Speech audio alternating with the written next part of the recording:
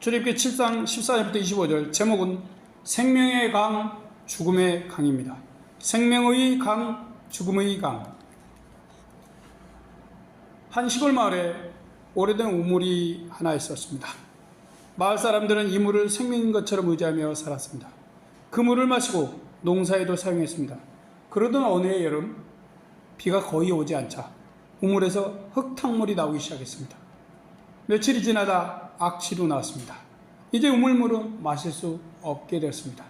도시에서 물차가 오기 전까지 마을은 큰 혼란에 빠졌습니다.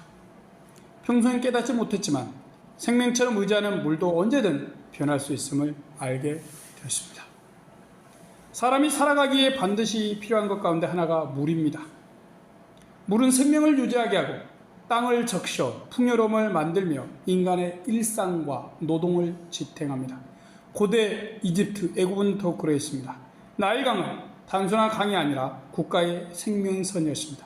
그 강이 흐르면 백성의 생명이 살아났고 그 강이 범람하면 비옥한 땅이 열렸습니다. 그래서 애굽 사람들은 나일강을 신성시하며 생명이 자라는 근원으로 여겼습니다. 그런데 이렇게 생명의 강으로 분리된 나일강이 하루아침에 죽음의 강으로 변하는 일이 생깁니다. 하나님께서 모세를 통하여 강물을 피로 바꾸셨을 때 생명의 복으로 보이던 강이 죽음의 강으로 변하고 냄새가 진동하고 물고기들이 죽어 떠올랐습니다. 하나님의 소위 생명의 강을 죽음의 강으로 만드는 표적을 통해 강 자체가 생명이나 신이 아니라 그 강물을 지으신 하나님이 참 신이시고 생명이심을 바로와 애굽인들에게 가르치고자 하신 것입니다. 이 시간 생명의 강, 죽음의 강이라는 제목으로 말씀을 생각해 봅니다. 오늘 우리는 이 세상에 생명의 강은 진짜 있는가? 혹은 생명은 누구에게 속한 것인가? 말씀 가운데 생각해 볼 것입니다. 이집트는 나일강이 자신들의 신이고 생명 자체라고 얘기했습니다. 그러나 하나님은 우리에게 생명도 죽음도 하나님께 달렸음을 보여주십니다. 세상이 생명이라 부르는 것도 언제든지 죽음이 될 수 있음을 우리에게 말씀하시는 것이죠. 이 시간 하나님께서 우리에게 깨달음과 은혜로 함께 하시길 바랍니다. 바로에게 하나님은 이스라엘이 하나님께 예배드릴 수 있도록 애굽에서 내보내라 하셨습니다. 그러나 바로는 하나님의 말씀을 듣지 않았어요. 지팡이가 뱀이 되어도 들을 생각이 전혀 없었습니다. 본문은 바로의 이런 완고한 마음이 하나님의 표적의 시작임을 보여줍니다. 14절입니다. 여호와께서 모세에게 이르시되 바로의 마음이 완강하여 백성 보내기를 거절하는다. 고집스럽고 완고한 바로는 애굽의 신인 자신이 이스라엘의 신 여호와에게 질 생각이 없었습니다. 그것은 자신의 권위의 추락이며 애굽이 식민 노예 이스라엘에게 지는 것과 다를 바 없는 것입니다. 고대 근동에서 사람들의 전쟁은 곧 신들의 전쟁으로 해석되었습니다. 그래서 바로는 더욱 완강할 수밖에 없었습니다. 하나님은 이런 완강한 바로를 심판하고자 하십니다. 그가 얼마나 잘못된 생각을 가지고 있고 교만한지를 깨우치시려는 것이죠. 이 이후로 애굽인들이 믿는 가장 중요한 신 나일강을 치십니다. 바로와 애굽인의 신 나일신을 치는 건 하나님만이 참신 생명의 신심을 보여주려 하시는 것이죠. 자연스럽게 하나님이 영광을 드러내시는 무대는 이제 나일강이 됩니다. 하나님의 말씀을 듣지 않는 바로의 마음은 돌처럼 굳어 있습니다. 하나님의 이런 바로가 하나님을 인정하고 이스라엘을 출애굽시키기를 바라십니다. 이래서 생명의 강 나일강을 죽음의 강으로 만드는 첫 번째 피해 재앙이 시작됩니다. 바로와 애굽의 완악함을 깨우치시는 하나님의 정면 돌파인 것이죠. 지금까지 바로는 왕권을 내세워 이스라엘 백성을 붙잡고 있었습니다. 하나님의 어리석은 고집이 나라 전체에 심판을 가져올 것을 경고하십니다. 하나님은 모세에게 다음날 아침 나일강가에 서라고 하십니다. 15절입니다. 아침에 너는 바로에게로 가라. 그가 물로 나오리니 너는 하수가에 서서 그를 맞으며 그 뱀되었던 지팡이를 손에 잡고. 하나님이 지정하신 아침이라는 시각에 나일강이라는 장소에 모세는 갑니다. 바로가 매일 나일강에 나아가 제사하던 시각을 겨냥한 것으로 보입니다. 모세는 하나님의 말씀을 따라 지팡이를 손에 잡고 강가에서 바로를 만납니다. 모세가 가진 지팡이는 그냥 나무 막대가 아니죠. 창조자 하나님의 본능의 상징입니다. 이 지팡이는 뱀이 된 적도 있었죠. 바야흐로 하나님의 생명력인 지팡이와 바로의 생명력인 나일강이 대면합니다. 지팡이는 죽은 나무까지 불과합니다. 이에 비해 나일강은 사철 모양이 달라지고 무수한 물고기와 악어 등 온갖 생명이 넘쳐납니다. 이 강물을 이용해 일제기 애굽인들은 큰 문명을 이루었습니다. 이 강이 곧 그들에게 생명이고 은혜고 신입니다.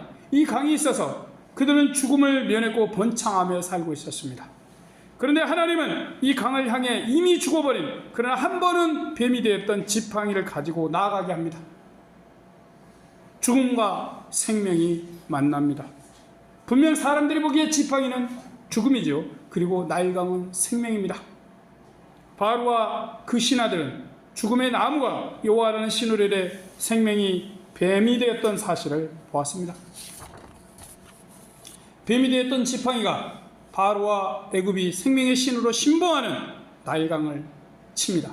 20절입니다. 모세 아론이 여호와의 명하신 대로 행하여 바로와 그 신하의 목전에서 지팡이를 들어 하수를 치니 그 물이 다 피로 변하고 죽은 나무까지였죠. 생명의 뱀이 되었습니다. 그런 하나님의 지팡이가 생명의 강 나일강을 쳤습니다. 모세가 아니라 하나님이 바로와 바로의 신 나일강을 대하고 치시는 것이죠. 그러자 생명의 강이 피의 강, 죽음의 강이 됩니다. 그 결과 소위 생명의 강의 모든 생명이 죽고 말았습니다. 애굽인들이 이 강을 부모처럼 섬겼습니다. 그러면서 절대로 이 강, 이 생명은 죽지 않을 것으로 믿었지요. 그런데 하나님의 명을 받은 모세가 한낱 지팡이로 치자마자 죽음의 강이 되어버렸습니다. 바로는 몰라도 애굽인들에게는 엄청난 충격이죠. 생명이 계속적인 생명이 아닐 수 있음을 처음으로 본 것입니다. 이것은 나일강이나 바로가 생명을 가지고 있는 게 아님을 드러낸 사건이죠. 실제 생명은 나일강이 아닌 그 강을 치신 하나님이 가지셨습니다. 이래서 이 강은 하나님에 의해 죽음의 강이 됩니다. 바로는 이것을 빨리 깨닫고 하나님이 생명이시며 주인심을 인정하여야만 했습니다. 그리고 이스라엘 백성들을 내보내야 했죠. 그렇지 않았기 때문에 하나님은 반복적으로 이스라엘 백성을 내보내라고 하십니다. 16절 중반절입니다. 내 백성을 보내라. 그들이 광야에서 나를 섬길 것이니라 하였으나 이제까지 내가 듣지 아니하도다. 반복적으로 내 백성을 보내라 보내라 말씀하시는 건 하나님의 인내와 변하지 않는 뜻을 의미합니다. 하나님의 백성을 구출하는 일을 절대로 포기하지 않으십니다. 하나님의 영광을 애굽과 온 세상에 드러내는 것도 멈추지 않으십니다. 구원과 은혜와 영광스러움을 드러내는 데 있어서 참 끈질기신 하나님이시죠. 그러나 바로는 하나님의 말씀에 순종할 생각도 하나님의 뜻을 알려고도 하지 않습니다. 그러기에 하나님은 반복적으로 하나님의 뜻을 바로에게 전하셨습니다. 그것은 지금 일어나는 일은 내가 내 말을 듣지 않았기 때문이다 라는 말씀인 것이죠. 애굽에 일어나는 모든 책임은 바로에게 있지 하나님께 있는 것이 아닙니다. 바로는 이스라엘을 보내지 않았고 하나님은 보내게 만들어 가시는 중이시죠. 결국 바로는 하나님이 여호와 하나님이심의 큰 값을 지불하고 알게 됩니다. 17절입니다. 여호와가 이같이 이르노니 내가 이로 인하여 나를 여호와인 줄 알리라 하셨느니라. 볼지어다 내가 내 손에 지팡이로 하수를 치면 그것이 피로 변하고 하나님의 생명력이 세상의 생명력을 칩니다. 나일강은 애굽의 생명을 상징했지요. 그런데 이 물이 피로 변하고 그 생명이 다 죽습니다. 생명의 근원이고 신이란 강이 죽어버린 것이죠. 생명이 나일강 신에 있는 게 아니라 하나님께 있습니다. 그것을 하나님은 말씀하고 있습니다. 그런 까닭에 생명의 강은 죽음의 강이 되고 맙니다. 물고기가 죽고 강에서 악취가 나고 강의 생태계 전체가 무너져 버립니다. 21절입니다. 하수에 고기가 죽고 그 물에서는 악취가 나니 애굽 사람들이 하수물을 마시지 못하며 애굽 온 땅에는 피가 있으나 이 재앙은 단순한 기적이 아니라 자연 전체를 통치하시는 하나님의 절대적인 권능을 보여주십니다. 또 물고기들의 죽음은 생명이 강이 아니라 하나님께 있음을 계속적으로 말씀하고 있습니다. 생명이었던 강은 죽어버렸습니다. 24절입니다. 애굽 사람들은 하수물을 마실 수 없으므로 하숫가를 두루 파서 마실 물을 구하였더라. 나일 강은 더는 생명의 강이 아닙니다. 물고기야 물속의 모든 것, 심지어 사람도 살 수 없게 하는 죽음의 강이 되었습니다. 인간이 생명을 유지하게 한 필수 기반을 하나님께서 거두어 가신 것이죠. 그러자 생명을 공급하던 게 죽음을 주는 것으로 변해버렸습니다. 이렇게 하신 건 바로에게 하나님이 누구신지 알리시려는 것이죠. 하지만 바로는 하나님을 알려고 하지 않고 다만 술사들에게 물을 피로 변하도록 명합니다. 22절입니다. 애굽의 술객들도 자기의 술법으로 그와 같이 행함으로 바로의 마음이 강팍하여 그들을 듣지 아니하니 여호와의 말씀과 같더라. 마술사들은 강 전체가 아닌 강물 조금만 피를 만드는 가짜 기적을 보입니다. 하나님이 생명의 강 전체를 죽음의 강으로 바꾼 것과 비교가 되지 않죠. 인간의 능력과 하나님의 능력이 본질적으로 비교 대상이 될 수 없음을 보여주고 있습니다. 바로는 강과 백성의 상태를 보고도 마음을 돌이키지 않습니다. 애굽의 백성들은 물을 얻기에 땅을 파며 고통을 겪습니다. 생명의 주 하나님을 대항한 결과이죠. 하나님은 바로와 애굽을 괴롭히거나 굴복시키기 위해서 이스라엘을 내보내라고 하신 게 아닙니다. 이스라엘이 하나님을 섬기고 예배드리게 하시려는 것이죠. 또 하나님이 여호와시고 온 세상에 하나님의 하나님 되심을 보이시려는 것입니다. 그런데 바로가 하나님의 뜻을 따르지 않습니다. 하나님이 누구신지도 알려고 하지 않지요. 그에게 나일강이라는 생명이 있기 때문입니다. 이 강만 있으면 애굽은 풍요롭고 강대합니다. 그래서 하나님은 최초로 애굽의 신 나일강을 치셨습니다. 나일강이 아니라 하나님이 생명이며 하나님을 섬기고 예배하는 이들에게 참 생명이 있음을 말씀하는 것입니다. 그래서 하나님이 없는 강은 죽음의 강이 되고 생명을 잃게 된 것입니다. 오늘 말씀을 통해 우리는 한 가지 본질적인 질문 앞에 섭니다. 생명의 근원은 무엇인가? 애굽은 나일강을 생명의 근원으로 신으로 보았습니다. 그들의 문명과 경제, 농사, 모든 삶이 이 강에 달려 있었습니다. 애굽은 그야말로 당시 초강대국이었습니다.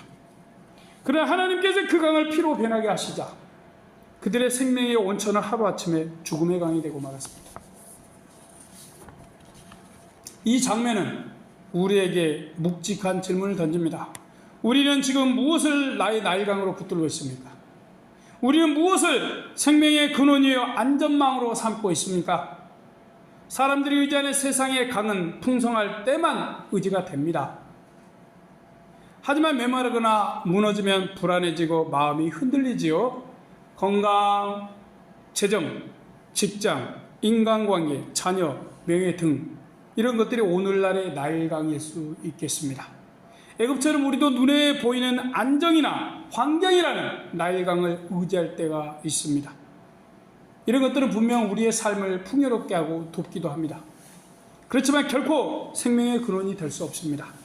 왜냐하면 생명도 죽음도 모든 흐름도 하나님이 주관하시기 때문이죠. 성경의 이 장면을 통해 강력하게 선언합니다. 생명의 강은 환경이나 조건에서 나오지 않고 하나님께 순종할 때 나옴을 말입니다. 후에 하나님은 다시 나일강을 회복시키십니다. 강도 살아나고 물고기들도 살아나죠. 하나님이 생명이심을 세상에 보이신 것입니다. 한 농촌의 저수지가 가뭄으로 바닥을 드러냈습니다.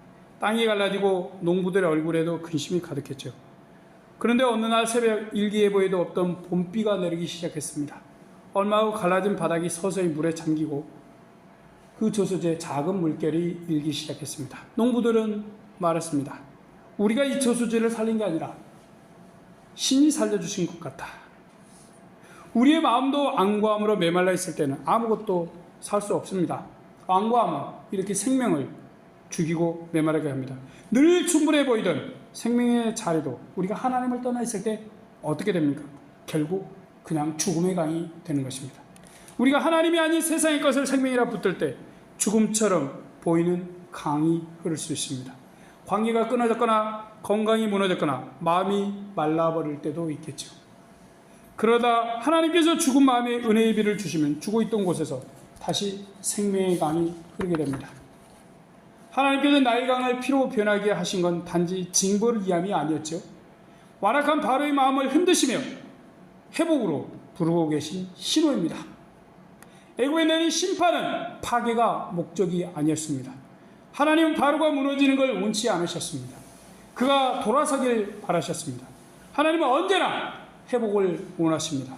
죽음의 강을 그냥 피의 강으로 두지 않고 다시 생명의 강으로 바꾸길 원하십니다. 바로는 하나님의 이러한 두드림에 싫습니다. 나는 내 방식대로 가겠습니다. 고집스럽게 저항했죠. 그의 완고함, 강팍함이 깊어질수록 애굽의 백성들의 마음도 메말라가고 생명의 강은 죽음의 강이 되었습니다. 우리가 안고해질 때, 우리의 마음이 바위처럼 단단해질 때 하나님은 피로 변한 강 같은 사건을 우리 삶에 허락하실 수 있습니다. 왜일까요? 우리를 무너뜨리기 위해서가 아닙니다. 우리의 발걸음을 다시 생명의 근원이신 하나님께로 돌아오도록 위해서입니다. 하나님 앞에 겸손히 우리가 마음을 열고 무릎을 꿇을 때 생명이 살아납니다. 내 힘과 나의 강을 내려놓을 때 죽음 같던 자리에 생명이 다시 흐릅니다. 오늘 우리의 마음 깊은 곳에 바위 같은 마음이 자리 잡고 있지는 않습니까? 내 방식으로 오라. 나는 괜찮아. 이 정도면 충분히 버틸 수 있어. 이런 마음을 하나님께서 부드럽게 깨뜨리길 원하십니다. 하나님께 우리 마음을 열면 죽음의 강도 생명의 강으로 반드시 변화됩니다. 창세기 에덴 동산의 생명나무, 그리고 요한계시록의 생명수 생명과는 하나님이 우리 생명의 근원임을 말씀해 줍니다. 생명은 하나님께 있습니다. 그분이 우리의 생명 강이십니다. 그분에게서 생수가 나오고 그분에게서 생명이 시작됩니다. 우리는 무엇을 생명의 근원으로 삼을 것입니까? 애굽의 나일강 같은 세상의 강입니까? 아니면 생명 자체이신 하나님입니까? 지금도 하나님은 우리의 마음을 두드리십니다. 그 마음이 부드러울 때 생명의 강이 흐르지만 완고할 때 메마릅니다. 바로의 완고함, 우리의 마음에도 쉽게 찾아올 수 있습니다. 하나님이 말씀하셔도 듣지 않고 변화의 부르심 앞에 버티는 모습이 우리 안에도 있습니다. 그러면 우리의 마음도 영혼도 메마르고 죽은 것처럼 될 것입니다. 하지만 우리가 그분에게 돌아오고 순종할 때 우리 삶의 죽음의 강이 다시 생명이 흐르게 됩니다. 그러기에 우리는 오늘도 생명의 하나님을 의지해야 합니다. 생명의 강은 오늘 말씀을 보면 환경에서 나오지 않습니다. 생명의 강은 인간이 만드는 것이 아닙니다. 하나님을 향한 마음, 하나님께 순종하는 자리에서 생명의 강물은 흘러나옵니다. 창세기와 요한계시록은 생명의 강이 하나님과 함께함을 보여주죠. 혼자서 존재하는 강이 생명이 아니라 하나님과 함께하는 강이 생명의 강입니다. 하나님이 생명이시기 때문입니다. 따라서 우리는 어떠한 상황에서든 생명의 강은 하나님께 있다는 진리를 기억해야 합니다. 이것을 믿고 오늘 또 생명수시고 생명 강이신 하나님이 주시는 넘치는 생명을 맛보며 살아가는 믿음의 자녀들이 되길 축복합니다. 아멘. 잠시 기도하겠습니다. 전능하신 하나님, 세상 사람들 그리고 많은 사람들은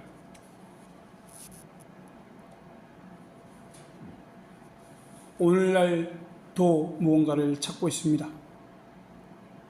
이것만 얻는다면, 이것만 가진다면 나는 이제 영원히 행복할 것이다. 나는 이제 평안하고 계속 기쁠 것이다. 마치 그것이 어떤 생명인 것처럼 추구합니다. 그래서 복권을 사고 주식을 모으고 금덩어리를 쌓아두면서 그것이 마치 생명인 것처럼, 마치 애굽의 백성들이 나일강이 생명인 것처럼 참으로 소중히 여기고 섬겼듯이 그것들을 섬기고 소중히 여깁니다. 물론 하나님, 우리가 살아가는 데 있어서 이 시대에 돈이라는 물질도 필요합니다. 하지만 그것이 우리의 생명이 될 수는 없고 시이 될 수는 없고 생명의 근원도 될 수 없습니다. 그것은 우리의 총놈일 뿐입니다. 우리가 잘 사용해서 어려운 사람도 돕고 힘든 사람과 나누며 또한 꼭 필요한 것들에 사용하며 그 모든 것이 하나님께 영광이 돌려질 때 그 안에 하나님의 생명의 역사가 있을 것을 믿습니다. 전능하신 하나님, 하나님이 없는 곳에는 살았으나 죽은 것이며 하나님이 있는 곳에는 죽었으나 살아있는 것임을 믿사오니 주여 우리 함께하여 주시옵소서. 영원한 생명이신 하나님을 붙들고 믿음으로 나에게 주여 도와주시옵소서. 생명의 강가에서 영원히 살아갈 그날을 고대하며 나갑니다. 주여 함께하여 주시옵소서. 우리 구주 예수님의 이름으로 기도드립니다. 아멘.